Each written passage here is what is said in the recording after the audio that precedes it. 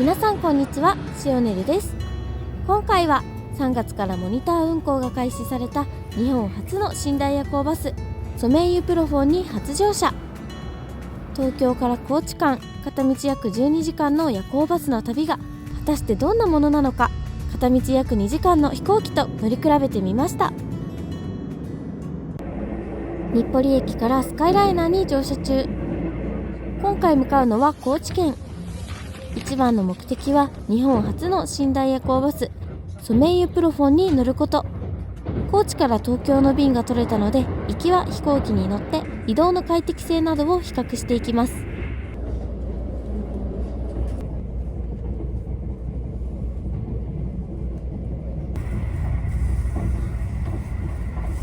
成田空港に到着。今回は予約時に一番安かったジェットスターで高知龍馬空港を目指します。約1ヶ月前の予約で9900円、ANA JAL だと1万7000円くらいしました。搭乗口に到着。飛行機は保安検査場通過締め切りが一番緊張します。乗車時間よりも早めに集合しないといけないのがいつもの鉄道旅とは違って焦るんですよね。乗車する便の到着が遅れたため15分遅れで搭乗開始。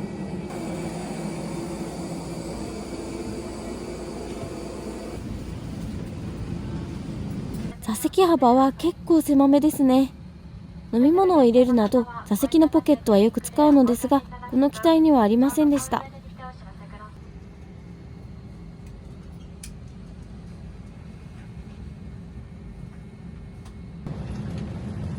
ドリンクや軽食など乗車中に購入も可能です。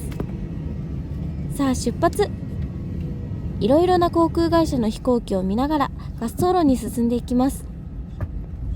海外の航空会社や貨物航空も見え、ここからいろんな旅が始まっていると思うと見ているだけでワクワク。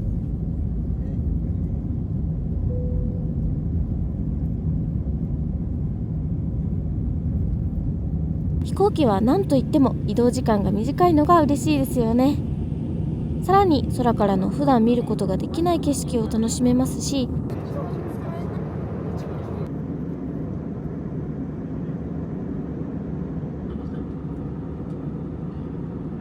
間食だって自由にできます。夜行バスでは消灯後の利用が不可となる携帯電話を自由に触れるのも大きいポイントなのではないでしょうか。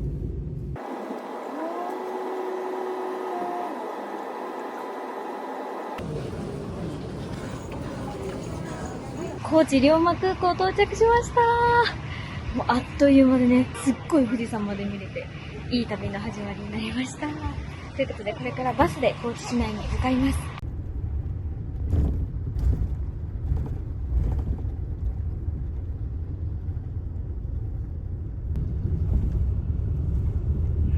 高知といえばのアンパンマン列車と高知大好きポケモンに任命された無音列車。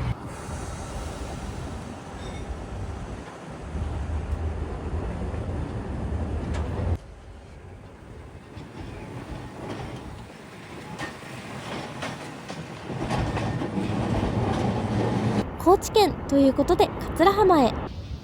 夕方のピンクとブルーがじんわりと混じる空、その柔らかさとは対照的な荒々しい波の音。心地よい時間に癒されます。さあいよいよバスに乗車です。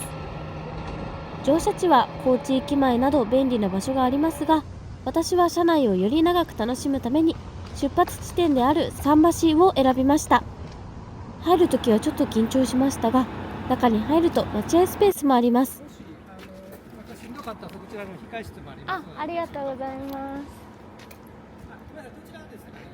す。東京駅です。はい。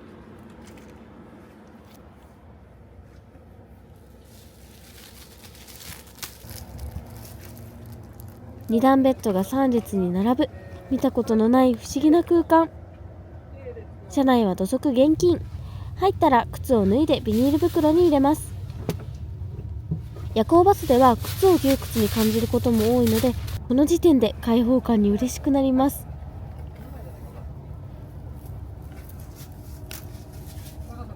通路は狭いのでちょっと体を斜めにして歩きます。ベッドの位置が少しずつずれているのですが、乗客それぞれが準備しやすいようにでしょうか。座席数は24席。一番後ろにはトイレがあります。やっぱりあると安心しますよね。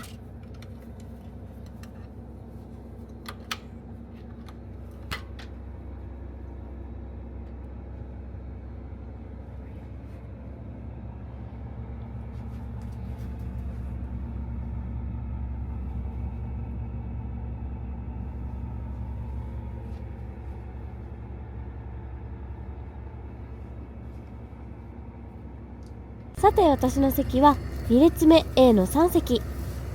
席を見た感じは想像通り狭そう。荷物は座席上部に荷物入れがあります。下段の方も座席下にあります。では座席に上がってみます。登るのは簡単。上がった瞬間頭が首に埋まります。ずっとこの体勢でいるのはきついので、早いところ準備を終えて横になった方が良さそうです。ほふ前進の要領でベッドの奥まで進みます。寝っ転がってみるとびっくり。想像していたような窮屈さは全然感じられません。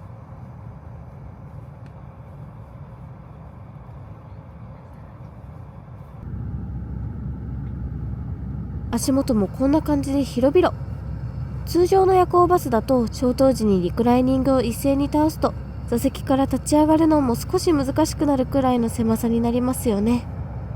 足が自由であることの幸福度の高さを実感します。触り心地のいいふわふわ毛布もついています。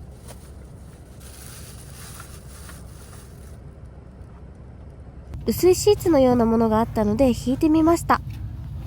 この体勢でシーツを引くのはちょっと大変。座席幅いっぱいの大きなふかふか枕。ホテルみたいですよね。空調も自由に調節できます。今回乗車するのはソメイユプロフォン。フランス語で熟睡を意味するそう。夜行バスで熟睡なんてあんまりイメージができないのですが、従来のバスとの違いが楽しみです。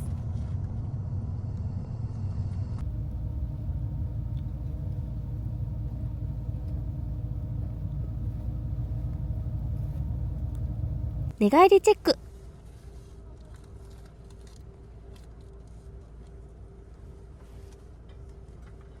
腰の部分にシートベルトがついています。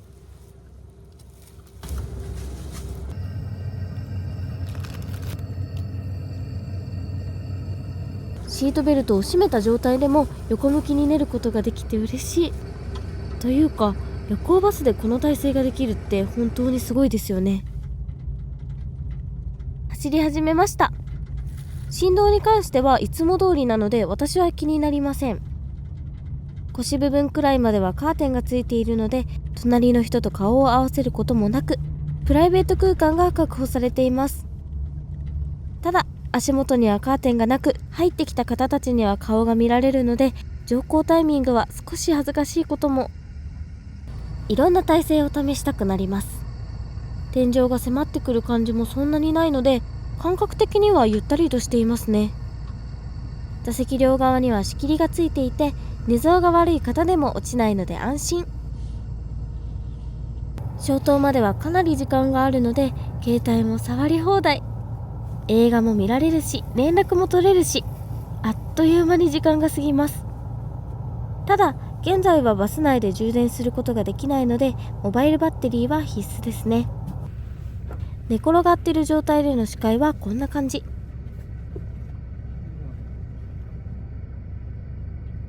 コースは私が乗車した桟橋を19時15分に出発し、播磨屋橋、高知駅を経由して最後22時15分に徳島駅で乗客を乗せて東京を目指します。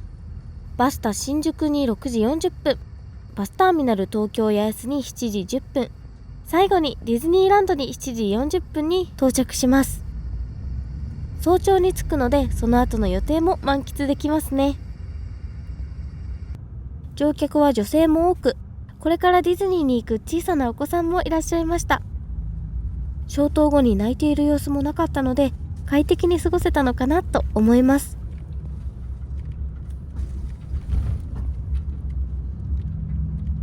飲み物を飲んでみます。しっかりと起き上がることができないので、こぼさないか緊張しますが、ちゃんと飲めました。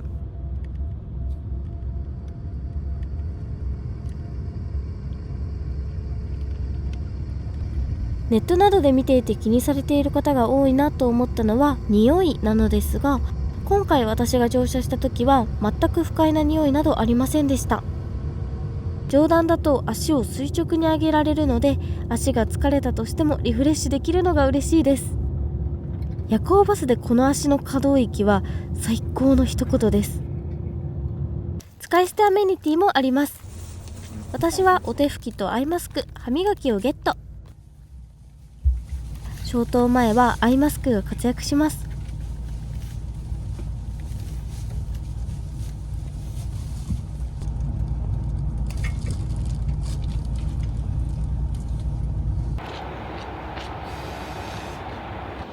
今は21時40分です。上坂パーキングエリアにいます。っていうのはどこですか？ここまで気づいたら寝てました。寝落ちってやつですかね。ちょっとこの後が安心でしょうがないんですが嬉しい。今14度だ。ちょっと涼しくて気持ちいいぐらい。空調あるので自由に調節できるんですけど、寝落ちしてたら若干暑かったので、今すっごい外に出てリフレッシュ、気持ちいいです。サービスエリアで歯を磨いて再出発です。10時15分、帝国通りに徳島駅に到着。改めまして高知駅前観光スマイライナーご利用いただきまして誠にありがとうございます。安全運転には十分注意しておりますが、危険回避のためやむを得ず急ブレーキ、急ハンドルかける場合がございます。走行中は必ずシートベルトの着用をお願いいたします。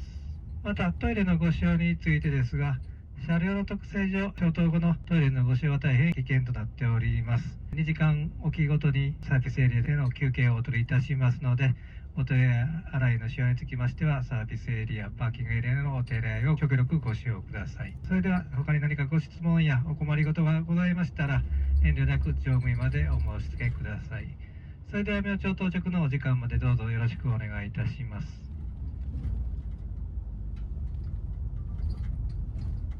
出発から4時間、消灯です。上段の場合は若干明るく感じるかなと思ったのも夢だったのかと思うくらい、光の速さで夢の世界へ。次に目が覚めたのはなんと朝7時。バスタ新宿到着間近のアナウンスがあるまで一度も起きることがありませんでした。そして圧倒的スピードで2度寝。気づくと1時間経っていて、降車地の東京駅に到着していました。大急ぎで荷物をまとめて降車します。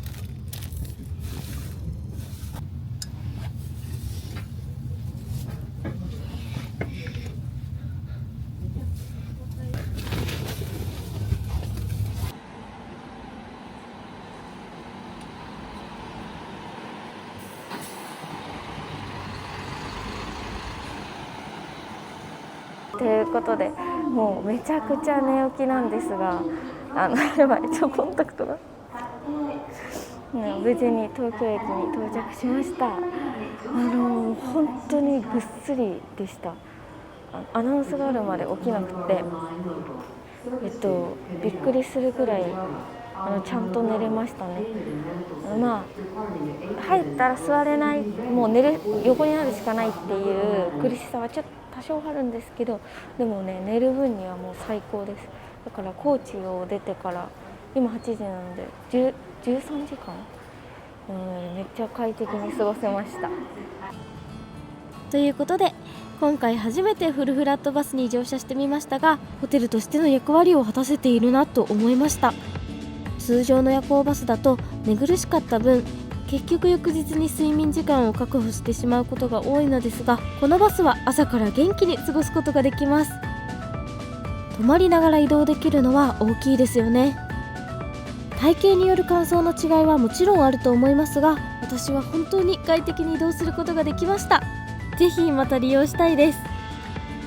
ということで本日も最後まで見ていただきありがとうございました。よかったら高評価とチャンネル登録よろしくお願いします。またねー。